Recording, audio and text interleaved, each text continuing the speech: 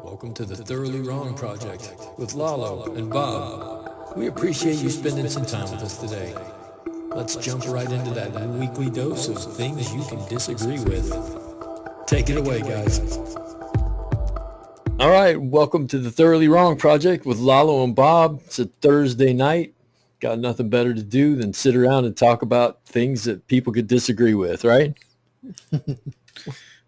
What's up, dude? Usual. Nothing much, man. Just like I was saying, trying to stay cool in this heat wave that we're having. Yeah, it was like I was out in it today most of the day. It got up to 108. Yeah. It's gonna be like that for a few days. So Yeah, so tomorrow's supposed to be 113 or some shit. damn. But it didn't, it doesn't really bother me. I grew up in Tucson. I spent a lot of time in Phoenix. I've lived here for 21 years, so it's not that bad. It's not as bad as people make it out to be. So it's 108, it's 110. It doesn't really start to bother me until it's about 115. That's when it gets fucking weird. That's like opening the oven when you go outside. That's I went to go get some food right now, and as soon as I open my front door, it's like just a wave of heat. It's like smacks you around the face. Yeah, you got that modern problem of staying inside in the cool air. Yeah, I mean, I've always just hated the heat, just in general, because the way I always say is when it's cold, you could always put on more layers. Yeah. But when it comes to the heat, like there's only so much you can do before, you're fully naked, and guess what? You're still hot as hell. I don't want to see you naked, Lalo. But, I don't mind if other people want to take their clothes off, it's fine. It's fine. Depends on the people. Be careful, man. We're going to get, what do you call that? We're going to get canceled. Going to get cancel culture on us. Fuck that reminds. I was listening to Joe Rogan the other day, and he said he's sick of it. He's like, we're guys. We say guy shit. Leave us alone. Yeah. I've actually I probably maybe a year ago around this time, I would listen to a lot of Joe Rogan, but I feel like he kind of grew old on me, I guess. Yeah. Because the one thing, don't get me wrong, I like him. He's a cool dude, some of his interviews and stuff. But one thing I've noticed from watching a lot of his podcasts is that depending on his attitude and perspective on things changes literally every episode depending on who he's talking to, especially when it comes to more political guests, Yeah. So, when he's talking to someone Bernie Sanders or Andrew Yang, he's very, liberal. And then when he's talking to fucking Candace Owens and Ben Shapiro, you could see him kind of, go back and forth between, he thinks when he's talking to somebody like that, the other, whatever they say, he'll just take at face value, Right. A lot of time. I mean, there's been times I've seen where he'll push back and, he'll kind of, push back on whatever they say or, their ideology. But for the most part, he kind of just runs with it. And he's kind of taking that approach of well, you're kind of, the expert. So I'm going to, take what you say as being true, Well, and I think sometimes that could backfire on him depending on who he's actually talking to. yeah. Who was he talking to when he pulled that vaccine bullshit? I never thought about that. I forgot who it was, but I know it was just some it's probably one of his MMA buddies. Oh, okay. But see, yeah, that's what I mean. Stuff like that, he'll kind of just roll with it and be like, yeah, it's fucking dumb. You don't have to take it if you're fucking 21 and younger or whatever. But I bet if he was having that same conversation with Bernie Sanders or something, and then Bernie explained to him why it's important for everybody to take the vaccine, and why it matters and why it should matter, then he would kind of be like, oh, okay, yeah, that makes sense. I agree with that. But because it wasn't him, it wasn't that point of view that he was, talking to. He kind of said the opposite. It was another fucking meathead. Yeah, and I mean, at the end of the day, like he's said it multiple times. Like don't take political like advice from him. Like he's not a politician. He's not an expert in any of that. Like, you know, which I Right. feel like a lot of people do. You know, they'll listen to his stuff and then they'll be like, oh, this dude's like a fucking genius and shit, and you know. Well, dude, that is exactly why at the end of this podcast and every podcast you and I do, I will remind everyone it's possible we're fucking wrong. I mean, it's just a podcast. It's not like I don't have a PhD in anything, and it's just our opinion. It's just two guys sitting around fucking shooting the shit, really, is what this is. Not saying we're educated and we have jobs and we have opinions that are based in fact, but at the same time, even those factual opinions could be wrong. Right. So, that you got to give it to Joe Rogan, though, man. He's really the very first podcaster who made it, and he's still going, man. Yeah, he definitely set the stage for this wave of like everybody and their mom starting a podcast, including ourselves. You know, I don't think my mom would start a podcast, but yeah, maybe if it was like the hey, I guess. but I mean, literally any topic you could think of, there's a podcast on it nowadays. So yeah, anything. There's no shortage of that. Which I mean, I don't think it's a good thing. I mean, I don't think it's a bad thing.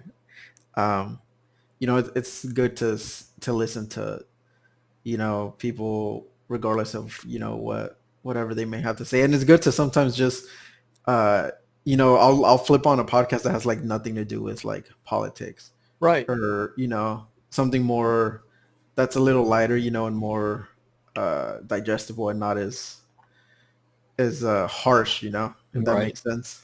Yeah, just to take a break from it all sometimes, because I mean that's what we need. Everybody needs that at some point. Well, I get. Isn't that what's our podcast been about most of the time is politics? And you're right. Sometimes I just flip on a podcast. It's about. I listened to one the other day about a guy who was a carpenter, and he was talking about his life as a carpenter. And I thought, this is probably boring as hell to somebody, but fuck, I think the thing that we need to do more often is listen to each other instead of trying to overtalk each other. And if you listen to the guy that's the carpenter or the doctor or the lawyer, or everybody's got something to say and a different way of looking at things. And I think that's what the podcast world's about. We're all just talking. And I think a lot of those like different points of view they're natural it's natural for them to be different just because we all have different like life experiences. We all grew up differently. It's like this, I've heard of this saying that, if you get seven blind people and you put them in front of an elephant, a different part of the elephant's body. Yeah. And you ask them to describe to you, like, what does an elephant look like? Yeah. All seven of them will tell you something different, It's a pillar, it's a wall. Yeah. Yeah. So, that's how humans are. We all grow up in different environments, different settings. So we're bound to have different opinions and different ideas of how we think, we should live our lives. And I mean, some of them are obviously, a little harsher or, just flat out wrong in my opinion. But, I mean, I truly believe we're all products of our environment. So, it's normal to see, more, radical, points of view. So it's important to kind of, see their points of view as them growing up where they did, Right. And that the way that they think, the way that a lot of people think, has less to do with them personally and a lot to do with everything around them, Yeah. Yeah. And I always take that into consideration, especially talking to people, especially like in this country, growing up in fucking LA or like the Bay Area is completely different than growing up in, somewhere in like Alabama or Mississippi. Oh, It's yeah, like, definitely. It's like two different worlds. It's same. You guys live in the same country. United States, same rights. technically, but it's Technically. completely different like worlds, if you were to, put them right next to each other. Well, it's really cool. I have a friend who lives in West Virginia, and it's been years now, but he came out to visit me, and he was totally fucking blown away being here. And, I grew up in West Virginia. I grew up in Arizona. I've lived here, and I've seen all different kinds of people and lived all different kinds of lives. And it's really cool to watch somebody come from one culture into another one and wake up. And a lot of people never get that chance. They just stay in their little small town. They judge everything from that small town point of view, and they don't want anything to do with that outside world. So it was really cool to see him come out here and see Hollywood and see LA and see, downtown and drive over the Grapevine. And it was really awesome to watch. Yeah. And I mean that's like, maybe almost like half of our country lives, kind of like that, in that, southern state of mind of, conservatism and, traditional American values. Yeah. So, that's why you get such uh like polarizing views. And every election you'll get, you think, like there's no way, us living here in California, even though it's, Kern County is pretty red, like California in general is, heavily blue. You think to yourself, like, how, there's no way, like, how do people think like this? It's hard to process sometimes. Like, you try to put yourself in their shoes, and, as hard as you try, it's kind of hard to be like, how do you, seeing the world as it is, how do you think these things? How do you believe what you believe? Right. But trying to put yourself in someone's shoes and, actually being that person, I think are a little, they're two different things. And like I said, growing up when all you know is what's around you, and all the stuff that's around you is, especially if you live in the South, or, tend to be, a poor state, poor, communities for the most part. Um, I can see why people think that people think the way that they do down there. Yep. I can see Oildale it is a like, lot like that. Oildale is a lot like that. yeah, or Yeah. those like Mississippi, like little Mississippi or little Alabama over here. Little Mississippi. There's I know people in this town. I've met people in this town. When I came here, I thought that was indicative only of my culture. Okay. I came from West Virginia, and I thought, man, when I get to California, everybody's going to be like fucking worldly, and they're going to be philosophical. And, I had this weird view that a lot of people have of California, like it's something that it's not. And when I got here, I met people that had never been out of Kern County, and I thought, well, fuck, man, that's just like where I came from. And you look at a large portion of the population of any place, a lot of people has just never traveled. They've never been outside their state that they were born in. And it's really fucking strange to think that it's the 21st century and we're still doing the same things that we were before. And I know that a lot of us now, like I've been all over the fucking place and been all over the world, and I see things from a different viewpoint, but I still understand that mindset of, and I used to call it closed-minded, but now I don't. It's not closed-minded. It's just the way they are. It's not a closed mind. How can you have an open or closed mind when you've never been out from where you were born? Yeah. And I mean, to me personally, even now, I don't think you have to travel the world to, become, like you said, open-minded, or to, to listen to other people. Because I mean, in the age of the internet, like literally everything we've ever known or learned, or everything, every single piece of information that humans have ever known is available to us, Right. like 100% of it. um Well, except you know who shot Kennedy. We don't. I thought you were gonna say Tupac and Biggie, but Well, I think we went two different directions at the beginning of that sentence. there's that fucking generation gap that's a large part of this podcast. It's like that hesitation, and you're thinking something completely different from me. Yeah, Ken. Okay, who shot Tupac? I have no clue. That makes two of us.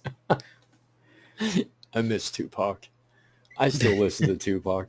I was riding around listening to California Love in the work van the other day. Pretty loud. I actually love like the whole or I don't know if love is the correct word, but I'm fascinated by the whole like Kennedy like assassination thing. Yeah. Like I've seen so many like docuseries and like shows about it. Like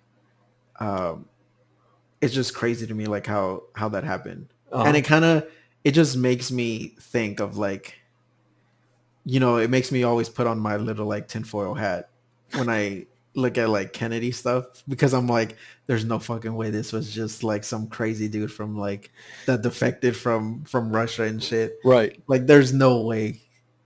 Well, just the shot, just the shot, the bullets the itself. shots. Yeah, no way. It's like, yeah. So every time I see those things, I'm like, the government's a little sus.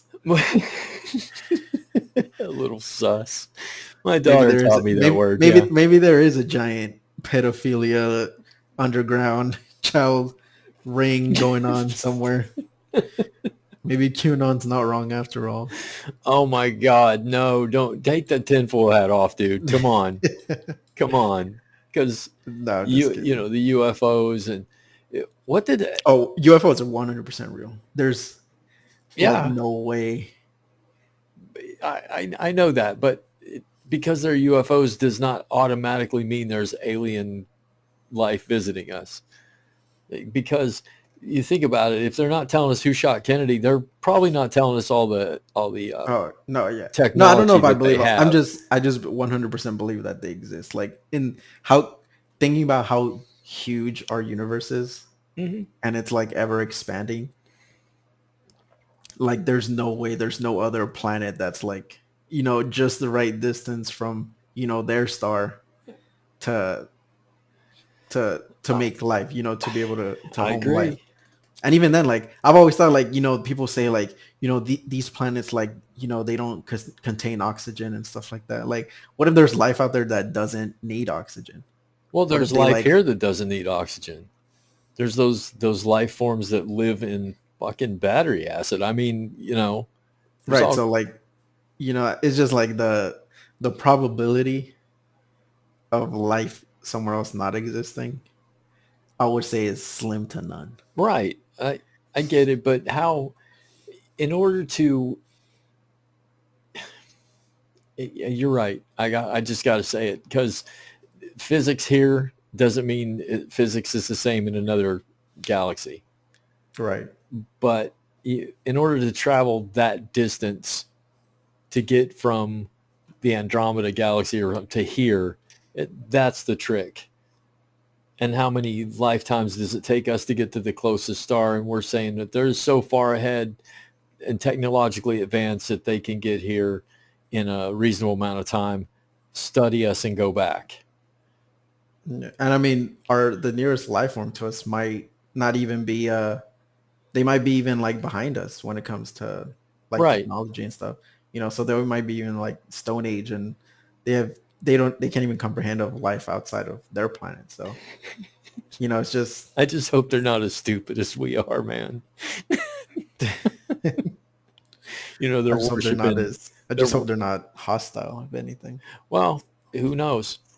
Who knows? Seriously. You gotta think the universe has been here for how many billion fucking years? Life's only been here for what, 200 million, 265, some shit like that. So we're talking about life could have formed and went extinct and reformed and went extinct again. So who knows what the hell's going on out there? Yeah. I'm with you though.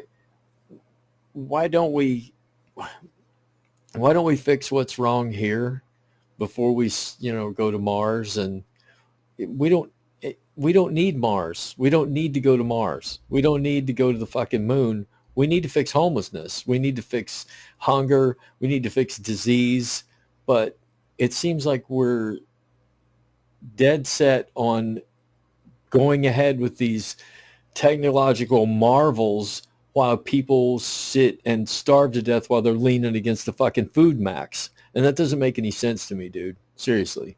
Yeah, and I mean, I'm not personally, I'm not opposed to all these you know, like companies trying to explore like Mars or like trying to reach Mars or the moon and all that stuff. But yeah, like you said, like I'm pretty confident that we can do both of those things. We just Yeah. choose not to. A lot of the things we need or that I think are good ideas are things we're 100% capable of achieving right now. It's not in some like future like utopian society. Like we can fix homelessness if we really wanted to right now. We can provide health care for literally everybody right now. Like these are not maybe someday type of things. Like we can do all those things right now without a doubt. Like we just the thing is the people that have the power to make those changes, it doesn't benefit them to make them, if that makes sense. Yeah, but You know, in the long run, wouldn't it benefit capitalism if everybody could participate? um, maybe, but they don't see it that way. They see it in they're not trying to benefit the system as a whole. They want to benefit themselves. Does that make sense? Right. Like they could care less if there's more billionaires. They just want to they just want to become a billionaire or they want to become richer. Right. Right. So I don't think a lot of those super wealthy people care enough about let's bring everybody up and we'll have more rich people and expand capitalism and all this. They're worried about their wallets and their bottom line and what they achieve in their lifetime. Well, at least today was a good day because the most conservative court that we've had in my lifetime struck down the Affordable Care Act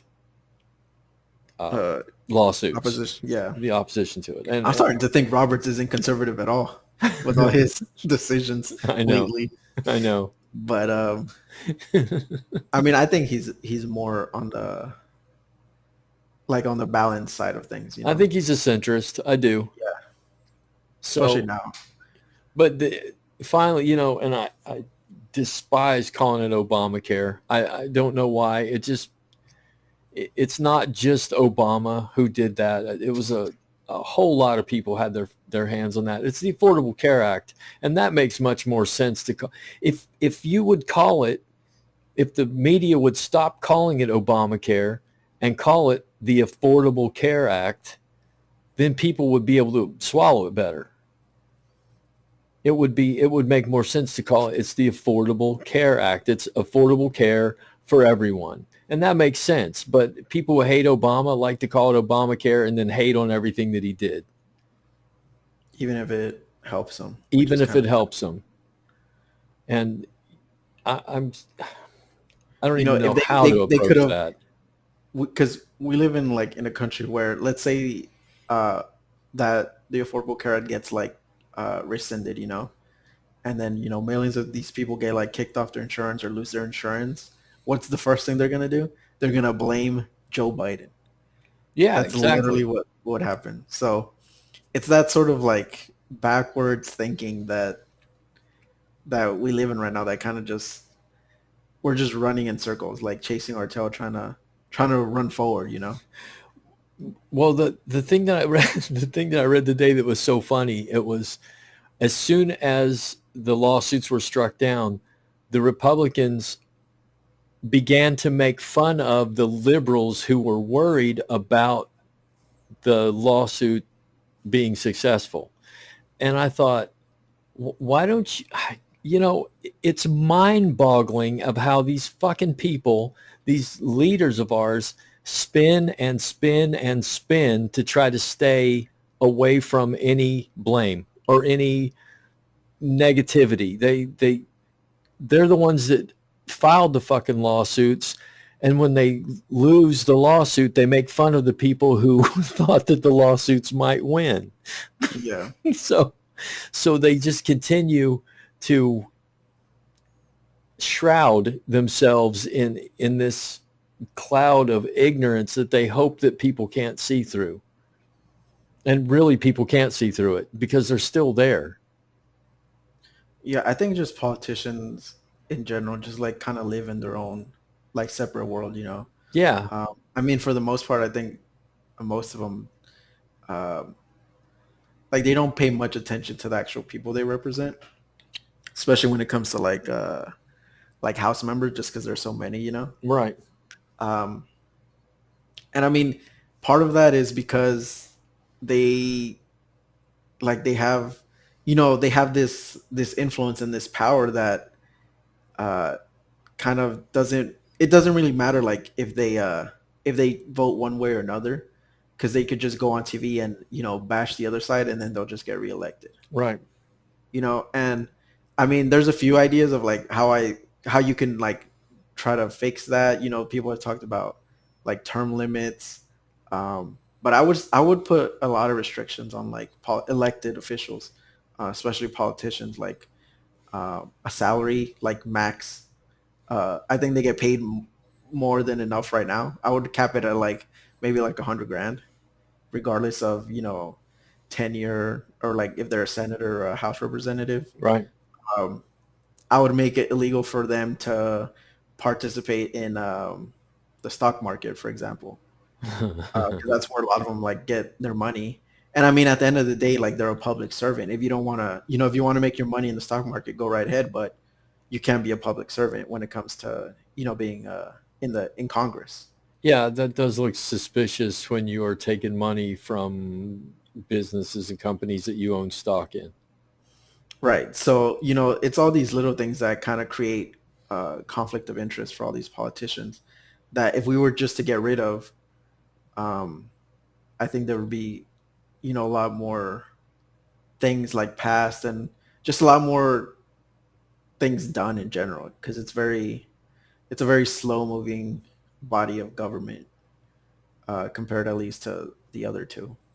Well, even when you get a firecracker in there like AOC, she can only do so much because, like you said, the system crawls at a snail's pace, even slower than that for change. So she can rile up a bunch of people and get them to, you know, protest and do bunch of things, and then as soon as it comes up for a vote, it just gets struck down. And then maybe the next time it goes a little further, and then next time it goes a little further, and then, oh my gosh, it passed the House, but it can't get past the Senate, and then it passes both, but now the president has to sign it. And you're talking about something that got started 10 years ago. Juneteenth is a good example. How long did it take to get that through? And that's just a fucking federal holiday they wanted, not Yeah. not housing or taxes or something that's going to affect millions of people or help millions of people.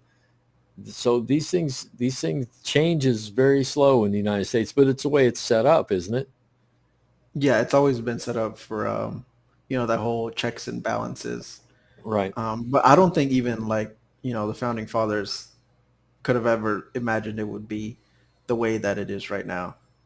Because I mean, it's just unthinkable, you know, in their time, like that that it would run this way, you know, based on, you know, now we have like lobbyists and, you know, the age of the internet. Like I said, the internet changed everything like forever, man. Right. Like the way everything runs changed changed the minute we got, you know, the internet, because it made everything faster, it made everything, you know, more accessible.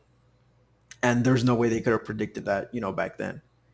Um, yeah, they probably had an idea. You know, they had like a rough idea of the way they wanted to run the government and the way they think it should run. Because I mean, at the end of the day, what they wanted to avoid was what they were fleeing in the first place. You know, what they defeated in the Revolutionary War. They Right. didn't want, you know, this single like monarchy of power anymore. They wanted, you know, a democracy. Right. Um, but I mean, we're still technically like a democracy or a republic, whatever you want to call it, a representative democracy if you want to get technical. But yeah, I don't think they ever would have predicted this. And if you could put them, if you could show them the way our government works now, I'm pretty sure they would have tweaked the Constitution here and there to make sure it doesn't happen. It wouldn't have happened, you know? Yeah, they would have put term limits in right away. Yeah.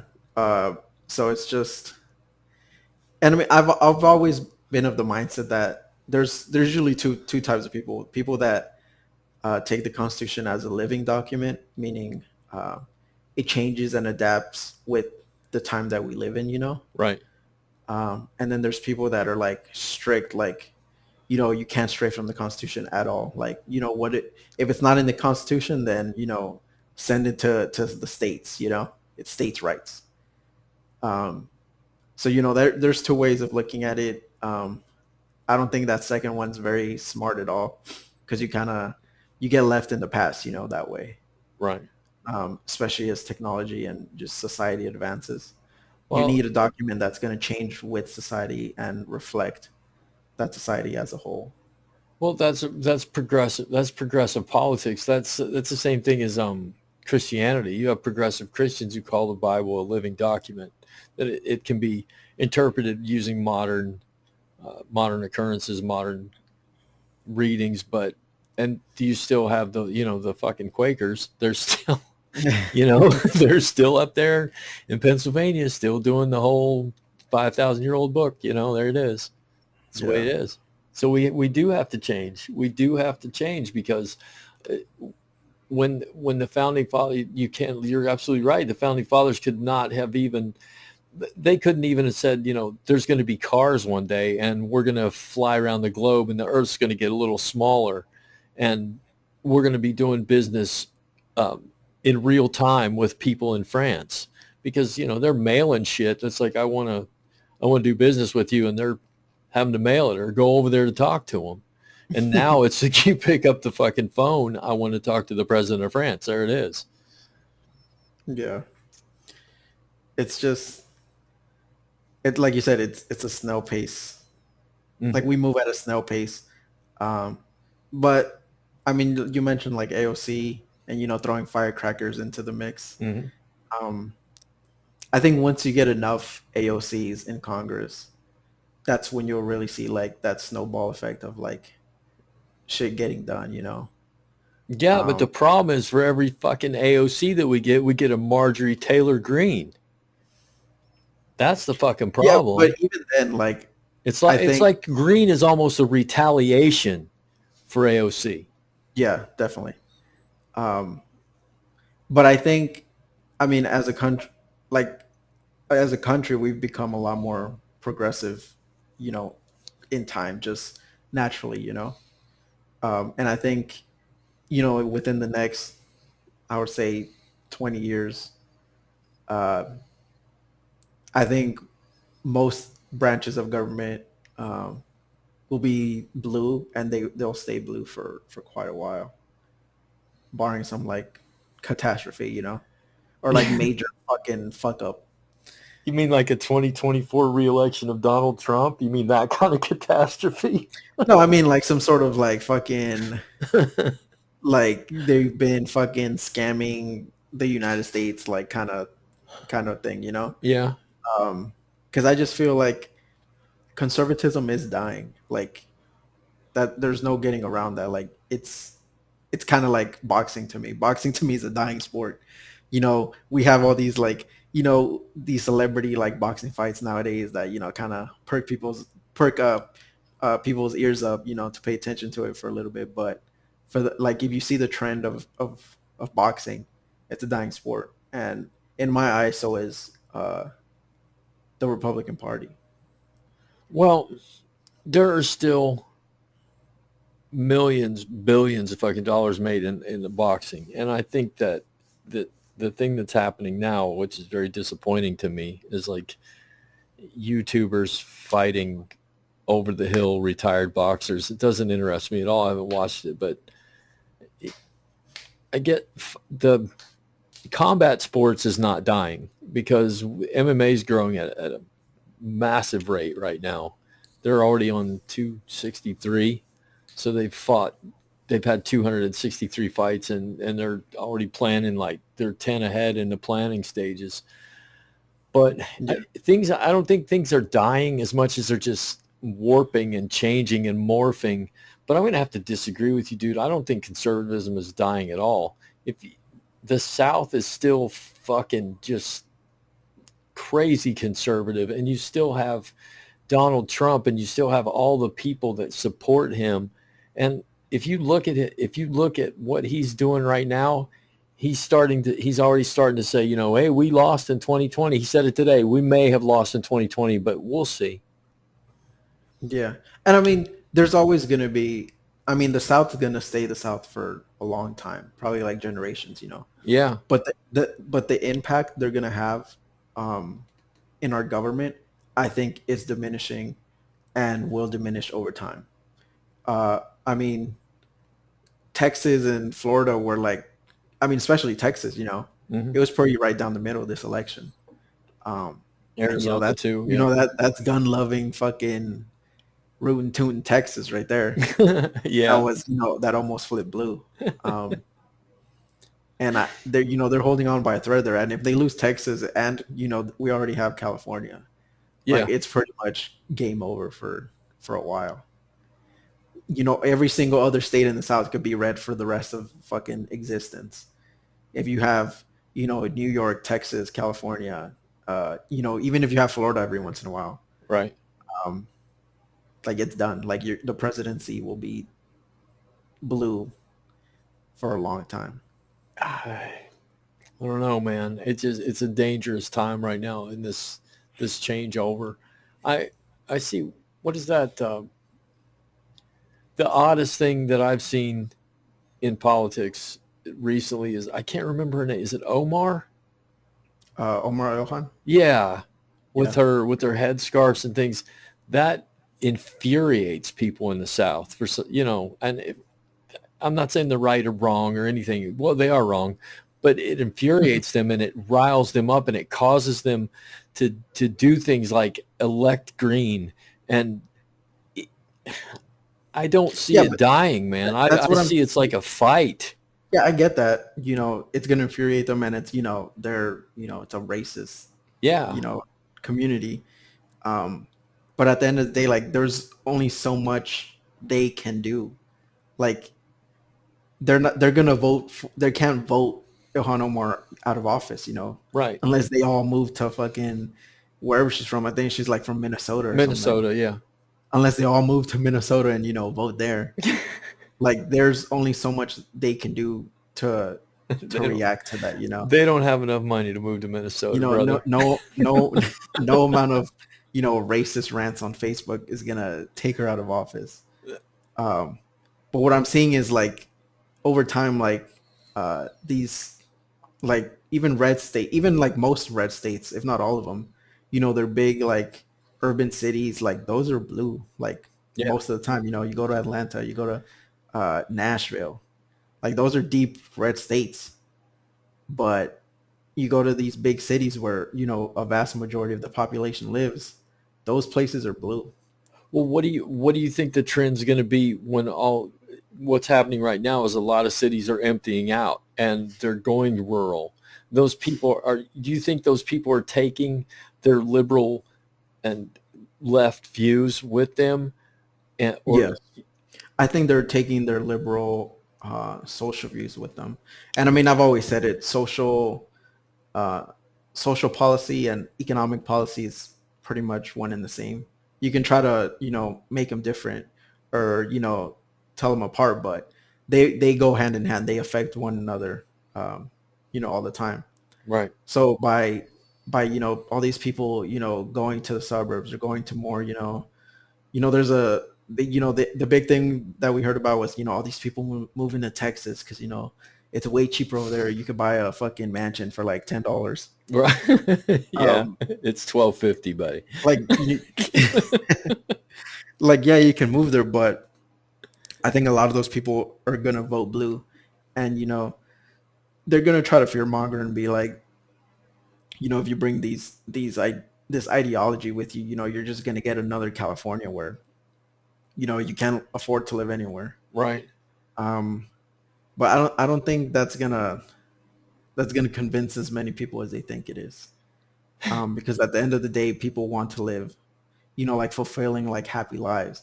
And if, the policy that's being passed and being like dictated around them, um, like affects those people on a personal level, um, I think it will be enough to sway them. And I mean, you could go even deeper than that and say, I mean, at some point within, the next 50 to 100 years, like, uh, white people will be a minority in the United States. So, Aren't I already? not in the United States as a whole, maybe in like Bakersfield or California. Well, yeah, I know in Bakersfield, man. Duh. But I mean, like if you want to, talk in the grand scheme of things, like a lot of Republican policy, I mean, whether you like to admit it or not, is kind of oppressive, especially Yeah. to minorities. Um, and when at some point, you're gonna have a majority of those minorities, and it's not gonna fly with them to introduce all these policies that would affect them personally and would, oppress them. And that's when you're gonna really see like a shift change in votes. I think it's gonna be a slow like shift, Right. but I could definitely see it coming, and I don't think there's any way they can stop it. Well, yeah. They could redline the fuck out of every county in the southern hemisphere of the United States, but not even that. At some point, it's gonna be too much. Like, gerrymandering and all these like voter suppression bills, like that could only work so far. That can Yeah. only take you so far to the point. At some point, it's not going to be enough, and I think they see that. And if they don't, then I think they're blind to it or they're ignorant to it because I mean, I've heard several people talk about it, and I'm pretty confident that it's coming. It's like I said, it's a slow shift, so it might not seem like it because we still hear like all this crazy shit, especially with like Marjorie Taylor Greene and all these things. So it's kind of hard to like envision that happening, but I truly believe that it is, and I think I'll see it um, at least start to take shape in my lifetime. You will. Uh, You will, because I just read it. White people will be a minority in America in 2043. yeah, see, so and I mean that's not when I say that, I don't mean that like in a negative way. Like that's not an attack on white people. Um, I know a lot of people will take it like that because they're afraid. Yeah. They're afraid that they're gonna lose their way of life, and that scares a lot of people, especially a lot of those Southern people that they've lived a certain way for a long time. That's those states have been kind of stuck in the 1800s for a long time Yeah. when it comes to their way of thinking. 1800 with four-wheel drives. That's about it. Yeah. So a lot of those people they're afraid. That's what's driving this anger and this prejudice, this racism. It's fear. It's fear of being quote unquote like taken over or conquered. When the vast majority of people on the other side, that's not what they want. They don't want to have they don't want to reverse the roles and be like, oh well, let's see how you like it being oppressed. What they want is just what you have now. It's to be treated the way you're treated right now. I, I, I'm treated pretty well, so I don't think about it too much. I'm a minority here in town, and yes, I have been, I have been singled out and ignored for the color of my skin. Not in any dangerous way, but I don't feel like I'm going to lose my way of life. That's not the way I look at it at all. But you're right. The people in the South, it's fear mongering. The whole thing's fear mongering. If people would just stop and listen, if you would go down and ask, really truly get a group of people together and say, okay, what are you afraid of? Why are you afraid of becoming a minority? And I'm sure they could vocalize a lot of it without sounding too fucking racist, but that's basically what they are, is racist people. They live in a racist culture driven by racist ideals with racist political leaders. The whole thing is down there is a whole different fucking world.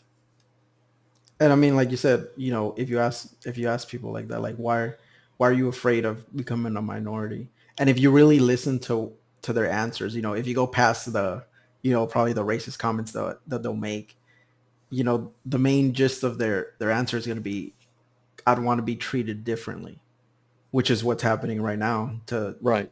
the current minorities. So it's like they subconsciously know, and I mean, some of them even consciously know that the way these minorities are treated is not fair and it's not right. And they don't want to be treated like that. They're okay with them being treated like that because it's not affecting them. But they know if the possibility is for it to be, reversed, that's going to scare them. I wonder if a lot of them are going to be a lot nicer in the next 20 years. And I mean, again, I'm not saying that that's what's going to happen. Like, I'm not saying, white people are going to become, like fucking enslaved or some shit like that. They shouldn't. We're pretty lazy. I just think, you're gonna it's uncomfortable for a lot of people. And for a lot of people it's like I said, subconscious. Like, it's uncomfortable to see, because like to see equality across the board, because I mean, if you really look at it, we've never seen it. No. And it's uncomfortable. It's different. They don't recognize it. They're not used to it. It's different. It's change, and change always scares, human beings from the beginning of time. But I think there's two driving forces when it comes to change in our future. One of them is race. When it comes to, like, the overtaking of, like, you're getting a lot of more like multicultural people and like biracial people, like that's not slowing down anytime soon. Right. But I think an even bigger like category that's gonna really drive the change is class. Yeah. Poverty. Classism here Yeah. in the United States has way more to do with how people are treated than any other factor, even than race, I would say. A poor black person has a lot more in common with a poor white person than a rich black person. Right. So regardless of your race, if you're poor, and you know what being poor feels like. And a lot of people are feeling that right now. And it's going to come to a point where, I think we've talked about it before. There's going to be like a tipping point where, you're going to see a lot of people like kind of that self-realization of like I'm worth more than this, Yeah. And it's going to flip a switch, and I think it'll be a great thing, because I think it's going to be the start of a lot of good change. Yeah, that's an interesting concept that you just threw up there, because we got this big thing in America. It was like, we need to get more females into politics. We need to get more blacks into politics. We need to get more Asians. We need to get more. What if you just got more poor people into politics? That would do way more. That would do way more, because poor people, like you said, a poor white man and a poor black man and a poor, Puerto Rican, they're all poor. They all know what that means and what their problems are. And if you could solve the poverty problem, you pretty much could join hands with just about anybody. Yeah. That's an interesting concept, dude. I never thought of that. I think maybe we should just have poor people. Maybe that should be the next new law. If you make more than minimum wage, you can't run for office. Well, then if you put all the poor people in power, then you'd really have the Republican takeover at that point. Oh shit, dude, we don't need that. No, yeah, and I mean, I agree with you. Like, classism and this wealth gap that we have in the United States, it's so big, man. It's like, it's hard to comprehend. Like, the words like trillionaire or like billionaire and millionaire just get thrown out like, silly, like all over the place. Yeah. But if you actually were to like think about how much money that is, like it's crazy. Like if you play your cards right, I mean a vast majority, and I mean like probably like 90% of people, 90% plus of people, if you gave them $1 million right now, um, they'd be set for a vast majority, if not their entire life. Yeah.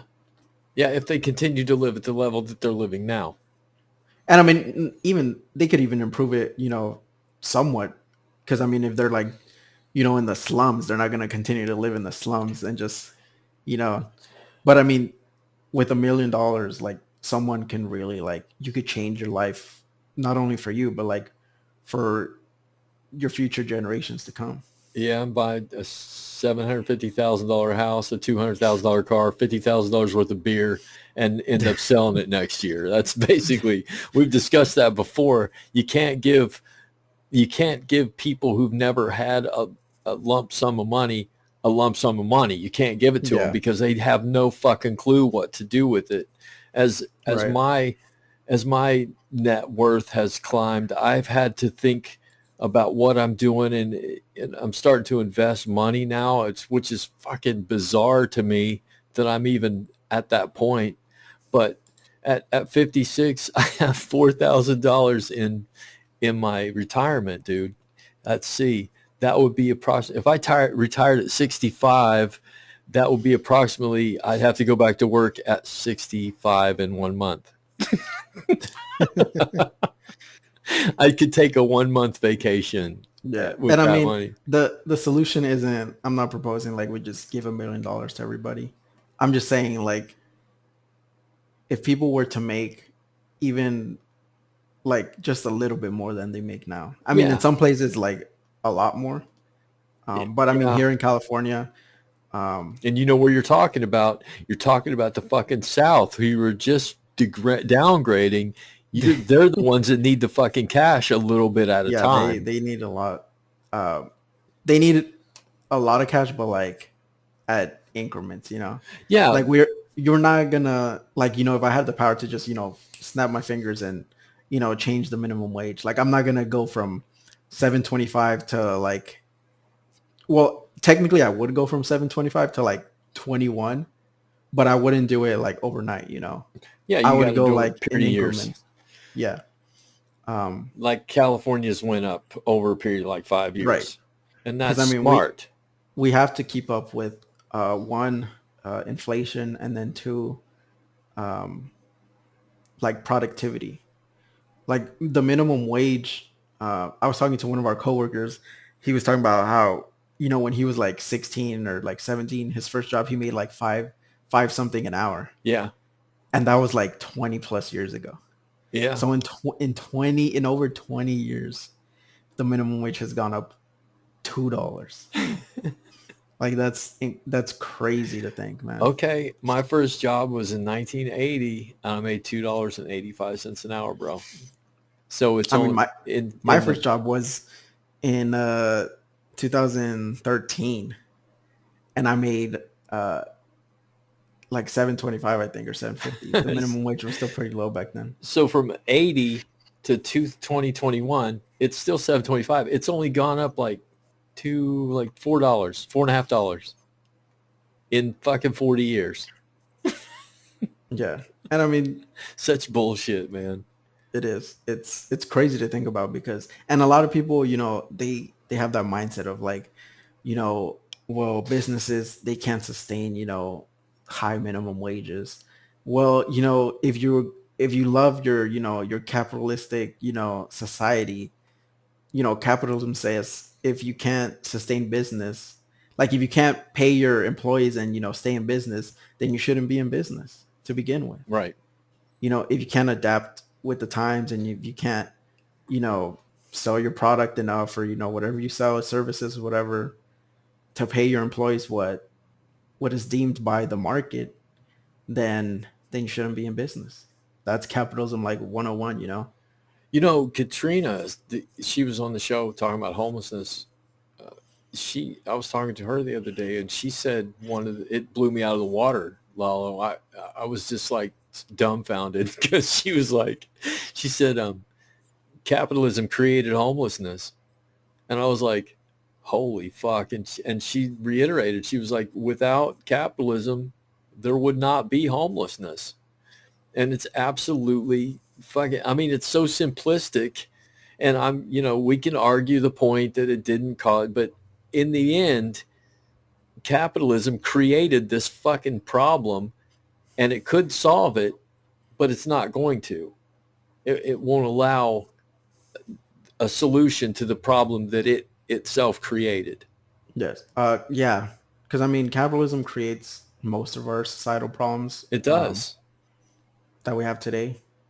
It when you really does. look back and like look into the details and what causes what, and it created poverty, creates homelessness, it creates this huge like healthcare like epidemic where we can't afford healthcare. Yeah. Addiction, suicide, because at the end of the day, like capitalism it's the greed of money. Yeah. As long as you can make money, everything's good. And most of these capitalistic ways you're making money off the exploitation of other people. Right. But it doesn't affect you because you're the one making the money. It's like your employees are downtrodden, sick, depressed, mentally ill, stressed out, anxiety, and it's all because you're paying them, this wage that is just pathetic, that like we said, hasn't changed in 40 years, except we went from making, hundreds of thousands of dollars to making fucking billions of dollars by paying our people less, working them more, and exploiting the fuck out of them. And that's exactly what Marx and Engels talked about. It's exactly what they talked about. And I remember I've seen this, it's like a little video that kind of explains it pretty well. It's like these construction workers, they're working at a site, and their boss pulls up and like a brand new, like big old, like lifted truck, and they're all like, he steps out and all the workers are like, damn boss, like, that's a nice truck, brand new, like, of the year and all that stuff, and he goes up to them and he's all like, thank you. Like, and I'll tell you guys what, if you guys dedicate yourselves, and you work hard, you put in your time and you do well and you work hard and, do it for, by this time next year, I'll buy myself a new one. So, that's kind of capitalism in a nutshell. Like people exploit the people below them. Yeah. And that's for their personal gain. That's the absolute truth of the situation. But what they truly say to you is, I founded this company when I was 21 and I worked really hard. If you do the same, you can have what I have. And that's not true at all. It's an illusion that a lot of these, super rich people give their workers. And why do they do that? It's to get them to work harder than they want to, than they need to, than they should. And to shift that negative view of them away from them and say, hey, that's shift the responsibility back onto the worker to say, hey, this truck is my hard work. And if you work as hard as I work, then you can have a truck like this.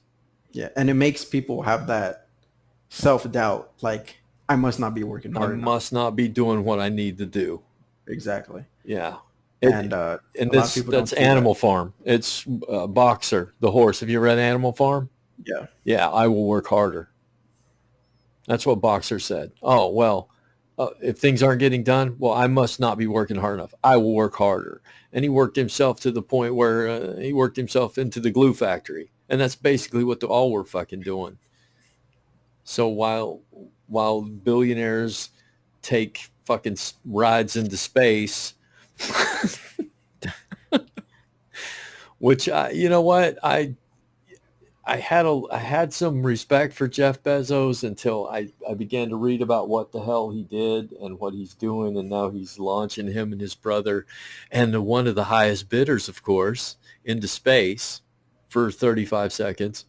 But this whole thing is a fucking farce, man. You can raise the minimum wage as much as you want. Did you see the petition to leave Bezos in space? Yeah, did you see who signed it? No, I didn't see who signed it. I'm trying to remember what's his fucking name. The SpaceX guy. Elon? Yeah, Elon Musk signed. Elon Musk signed it. I mean, Elon Musk is kind of in the same boat as Jeff Bezos. Well, yeah, so he's a scumbag too, but whatever. He doesn't have that much room to talk. But well, you know what? Elon Musk is going to make me rich, bro. Is he? Yeah. But he's going to make himself richer. Remember that. Well, but isn't that's fine? Isn't that what we talked about at the beginning of the podcast? It's like, it's not, we don't want to be the billionaire. We just want to be better. You know, I don't dream of being a fucking billionaire. That's retarded. I don't want to be a billionaire. I just want to be able to pay my bills and go on vacation and drive a decent truck. And when something goes wrong, like I need brain surgery or something, I don't want to have to be like, well, I'm ruined. Yeah. Just want a better life. But Musk is so fucking smart. I mean, I think Bitcoin was at 52,000 and he said, well, Tesla's not going to take it anymore. So it drops to 38, then it drops to 32. And yesterday there was a rumor that he's talking about taking Bitcoin again, which tells me that he must have bought in at 32. But to see that, to me, that doesn't make him like, I don't think Elon Musk is like this, you know, once like this generational, like genius type. No, level. He's just conniving. Yeah, he's very like manipulative. He reminds me a lot of Steve Jobs. Oh yeah. Where I don't know if you've ever read about Steve Jobs. Yeah, I read his autobiography. It really was disappointing. He was like super hard on his like employees and like engineers, like his daughter. He had the vision of what he wanted, and then he just told them like, "This is what I want. This is how I want. You know, this to work, this to look. Yeah, figure it out. I don't care how you do it. Just figure it out. You know." Yeah. And, you know, he got this praise of like, you know, being this fucking super like revolutionary dude. And I mean, don't get me wrong. He was, you know, he did a lot of good things, but a lot of those good things were credited to him when in reality, he was just like the composer, you know, or like the conductor, like the conductor of the band when, you know, the real work, the real, you know, music was created by the people behind the scenes. And I think Elon Musk is a lot in the same is in the same boat as him.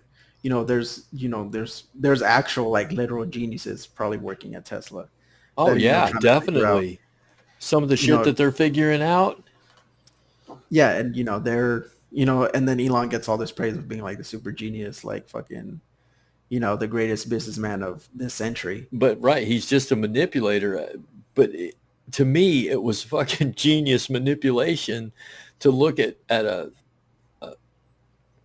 Bitcoin and say, well, it's at 52,000. I'm not going to take it anymore. And it immediately drops. And, you know, as soon as it dropped and when he thought it was at its lowest point, he buys back in with how many fucking billions of dollars can he just throw at it and then say, I'm going to take it again and double his money. Yeah. Yeah. So, but I mean, him doubling his money, did that come at the expense of like thousands of other people losing a lot of money when he crashed it? Yeah, absolutely. And see, and that to me, that's where it turns from like, oh, you know, he fucking working the system, you know, like, yeah, good for him, to like he's doing it at the cost of. I mean, don't get me wrong. There's like a lot of rich people already on, you know, the whole Bitcoin train. Right. But there's a lot of people that, you know, there's a lot of poor people in it too, and I'm fucking one of them.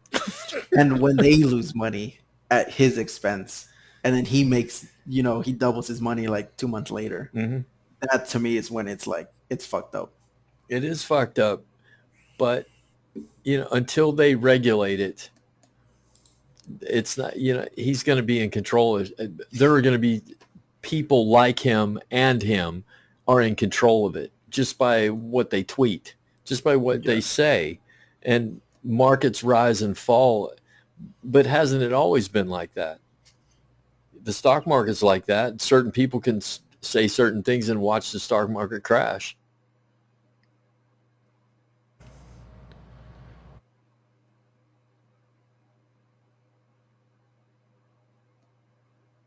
Did I lose you, man? Oh, sorry. Can you hear me now? Yeah, I can hear you now. Sorry, my phone's ringing. My headset is connected to my phone, Oh, okay. so it like disconnects the mic. I know that happens when I'm in the van at work and I'll be listening to music and the phone rings and then I'm talking to somebody on the phone with a van full of people. I'm like, hold on, man. I'm trying to drive and turn the phone off. And No, but yeah, I think when it comes to like Bitcoin and like cryptocurrency, that's very different than the actual stock market because Bitcoin is completely like it's not tied to a government. You know, right. it could technically be used anywhere. If you know, Bitcoin is, I mean, it's the same with money anywhere. It's worth what people make it worth. Exactly.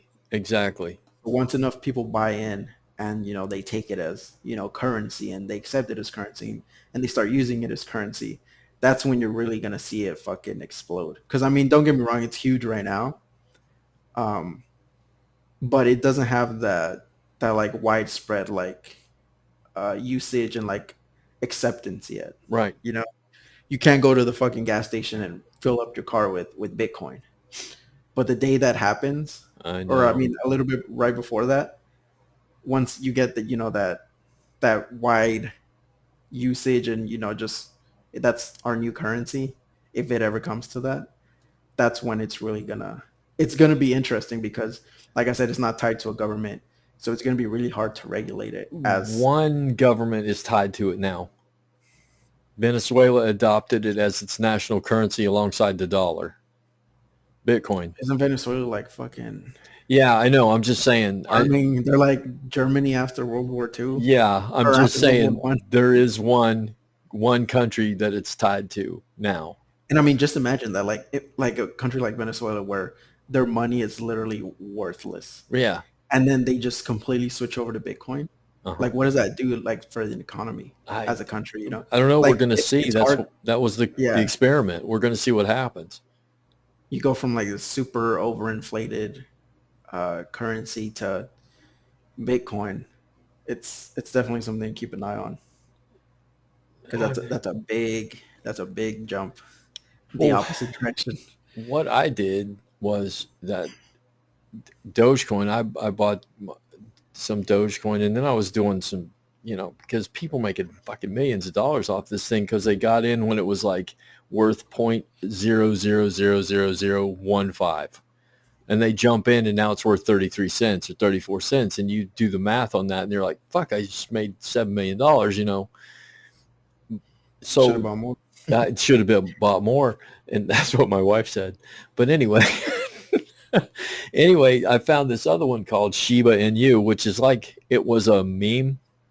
Yeah. Yeah, so I bought Shiba Inu. I bought 7 million coins, and then I bought 14 million, and I bought 21 million, and now there's all this. It was just bought by, or it was just adopted by Coinbase, so now it can be used as currency. So this weird thing is happening, and I'm not counting on it, but I wanted to be a part of it just in case. Like you said, That it's that interesting to watch. you got that what is it called? That FOMO? FOMO, yeah, Yeah, I mean, I've read into those like they call them shit coins. yeah. Um, We used to be but called penny stocks is yeah, basically what they are. yeah, and I mean, you just have to, all these coins, all these people that like super like hella buy into them. They all say the same thing, like, if it reaches a penny, we're gonna be fucking rich.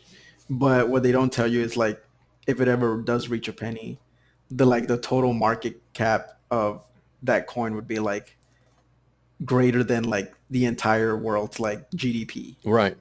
Like that's what it would take for it to reach a penny, and they don't tell you that part. Right. They just tell you the part like, oh, if it reaches a penny, because to people, you think a penny, like that's a penny, that's nothing. That's Of nothing. course they could do that, and they'll buy into it, and it helps the people that already are in it, because they'll pump it up a little bit. It won't go to like a penny, but all those people that are telling you like, oh, if it reaches a penny, we'll be rich. They're already like neck deep into that. Exactly. They bought it like 2 weeks ago, and once you pump it up a little bit, they're gonna dump it, and then you're left at the bottom with fucking, you lost all your money. The pyramid scheme of all pyramid schemes. It's definitely some of them are definitely a pyramid scheme. Yeah, this one, I don't know what to think. I'm in. Like you said, fear of missing out, bro. Maybe if it happens, it happens.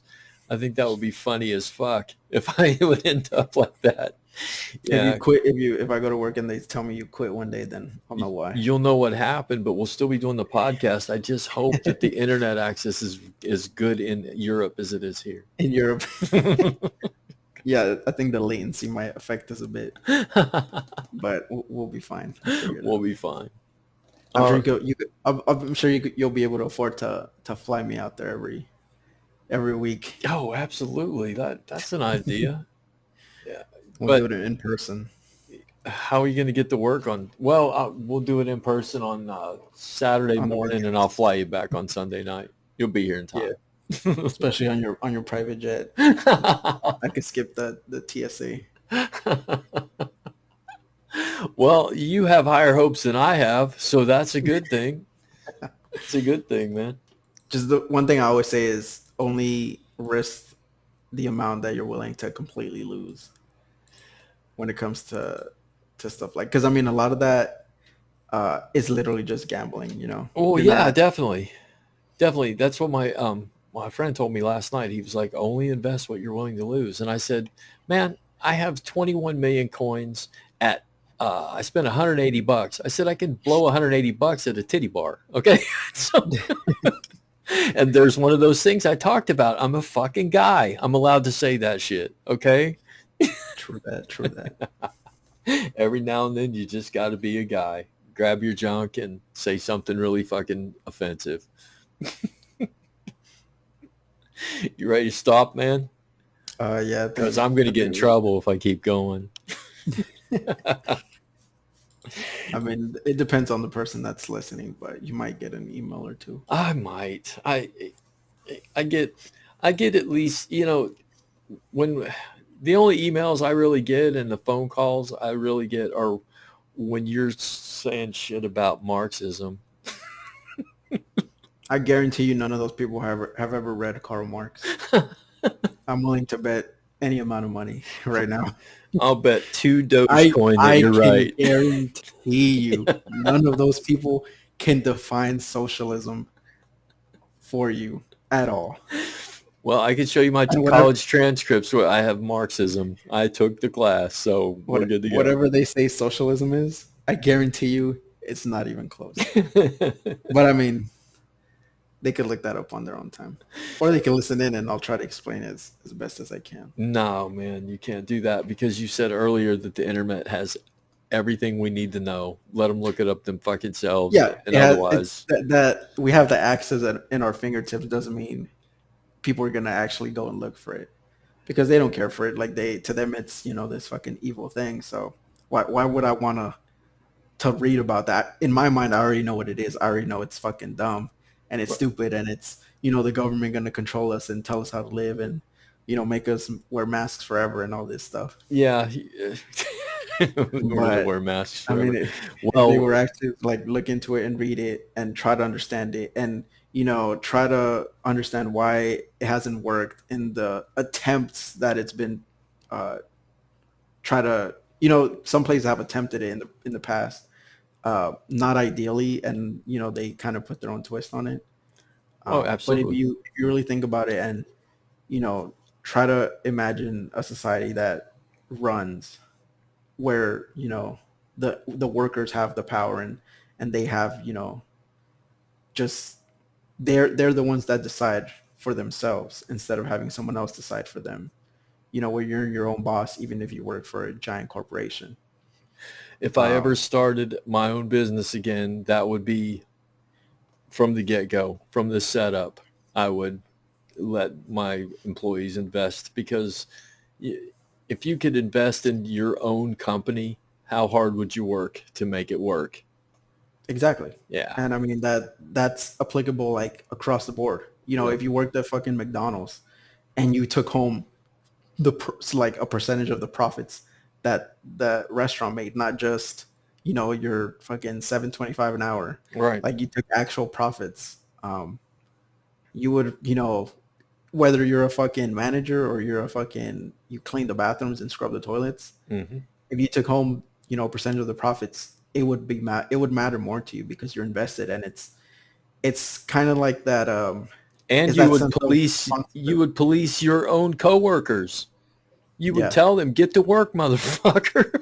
I'm trying to make more money here. Exactly. Things will be a lot better. But here's the problem. Look, I know we're 1 hour, 15 minutes, but fuck it. Listen, we have at our fingertips everything we need to know about our health, about our cars, about our environment, about our politicians, our government. We have everything we fucking need to know, and we are still the fattest, laziest, stupidest fucking country in the world. Look at us. We have all this opportunity to learn, all this opportunity to be healthy, all this opportunity to thrive, and yet we're power watching Netflix. It doesn't make any fucking sense, Lalo. It makes no sense that we have all the opportunity, all the knowledge that we could possibly need in our hand, in our phone, and we don't do it. We refuse to do it. I agree. And I mean, I wouldn't say we're one of the stupidest, but we're definitely one of the most like ignorant countries there are compared to the rest of the world. The way we view the rest of the world versus the way the world views us are two completely different views. You go to other places and you talk to them about like how healthcare runs in our country. Mm-hmm. They'll laugh in your face. They're like, what do you mean you have to pay to get an ambulance? Like that thought doesn't even cross their mind because to them it's healthcare. Like we want to take care of our people, right? And so when you tell them like, oh, I didn't call the ambulance because I couldn't afford it, like that's crazy talk to them. And to us it's just our way of life. Exactly. It's how we live our life. And that's why I say, okay, I will take what you said, and I'll agree. Not stupid, because stupid is organic, but we are ignorant, and that's what infuriates me sometimes, because it's like you hear things like what you just said, and you want to explain, other countries, and they're like, no, fuck you. I don't want to hear what other countries do. We're the greatest country in the world. It's like, no, we're not. We're ignorant and closed-minded. We don't want to learn. We want things to continue the way they are for some fucking weird reason. We don't want change because we're afraid of it. Well, what if the ambulance could come and get you? And what if you had needed brain surgery, bro, and you could just go get it? Wouldn't that be better? Well, yeah, but we don't want that. Why not? Because it's socialism. What? Exactly. I will accept my own death rather than change to a socialist country. And then you ask them what socialism is, and they can't define it for you. Exactly. So there it is. I had to rant about that. It only took 3 or 4 minutes, but man, when I see I go online and I want to learn about something, I can get the perspective of an entire fucking planet. Not my culture, not my town, not my PhD professor from college. I can get a world view at my fingertips. And yet somehow we still have Southerners. Somehow. Maybe because the people that the people that they elect and the people that are in power for them make it so that they keep continuing to think that the way that they do, But Lalo, because it's how going do to they keep those do people at it? the top.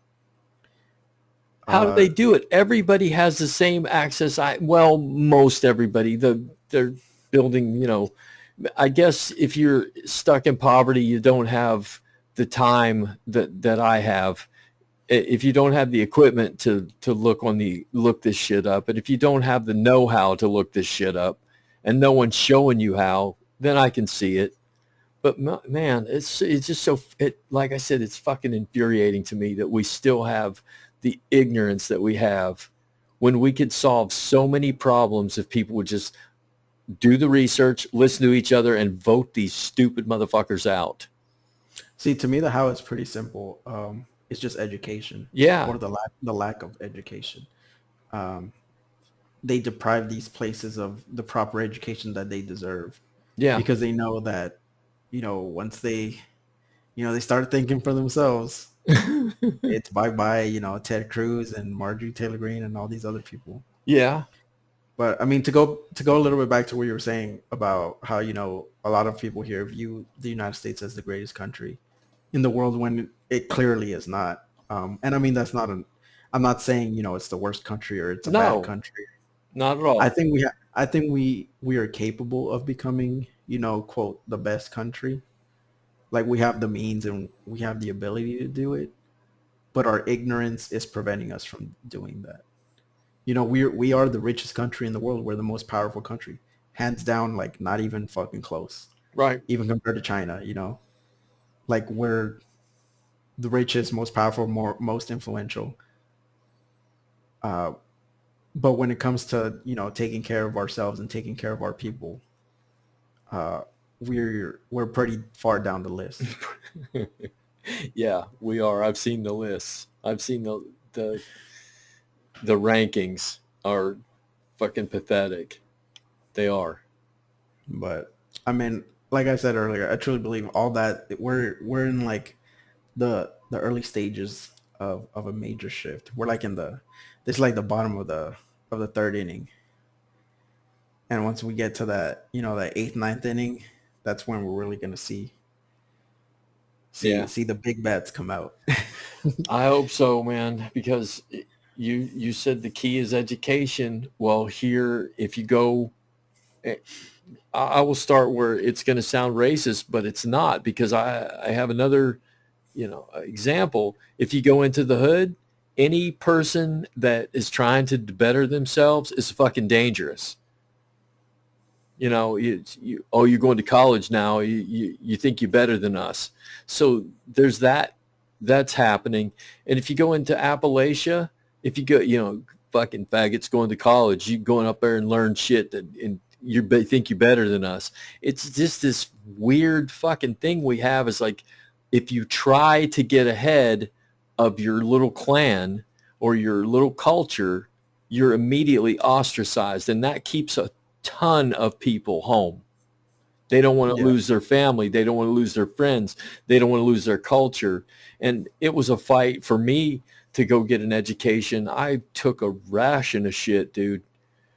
I took a ration of shit from my friends and my family, the church. Everybody was like, oh, you're going to become educated and dangerous and you're going to leave us. And so they try to guilt you and they try to stop you from learning. And that's pervasive throughout almost all poverty-stricken cultures. So when we have the entire South like that, Appalachia, pockets in every city in America, you're trying to educate people that are afraid of it or ignorant of it, or they have no idea how to get it if they do want it. So we have to teach people how to educate themselves before we can even educate them. Yeah. Because I mean, uneducated population is a controllable population, Yeah. and that's been true since humans fucking started creating hierarchies. Yep. If you Exactly. can, if you maintain that education leverage and that power of education on your subordinates, like, you control them. Well, you know what socialism is? It's free education. is what it is, bro. Hell yeah. Hell yeah. All right, man. Well, it's been a good night. Appreciate you, dude. You too, man. Yeah. That was a good one. It always is a good one. That's true. Somehow, somewhere, somebody's going to catch on to this and we're going to be fucking famous. I'm gonna start sending the links to AOC directly. All right. Bound to read. She's bound to she's bound to open one of them. Well, you know what? Why not? Why not? Send it to everybody. I send it to everybody I get on my list. I put on Facebook. I put on Instagram, everything. So if you have, it's a great idea. Send it to the people that are powerful, that need to hear it, need to hear the message that these people like AOC, like Bernie, maybe they are missing that one element of like, yes, we need to educate the people, but holy fuck, that guy's right. We need to tell them how to educate themselves to begin with. Yeah. Yeah. So, or you know what? It, as always, brother, I could be totally fucking wrong. I mean, I feel like some of our takes are pretty spot on. Yes, sir. Yes, sir. We're pretty great. Not our own horns or anything. You gonna be at work tomorrow? Yeah. All right. Well, everybody's back now, right? Yeah, pretty much.